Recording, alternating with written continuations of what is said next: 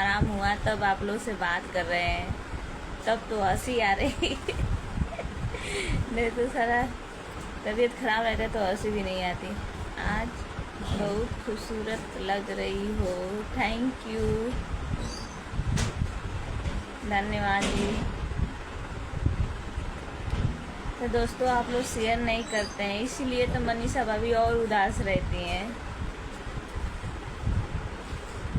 कम से कम शेयर तो कर दिया कीजिए आप लोग फ़ोटो पर, हमारा यूट्यूब चैनल वीडियो सब पे शेयर ज़्यादा से ज़्यादा। दोस्तों जितने शेयर रहेंगे उतने ही आपको मनीषा भाभी बहुत याद करेंगी, बहुत मिस करेंगी। जल्दी जल्दी आएंगी फेसबुक चैनल पे।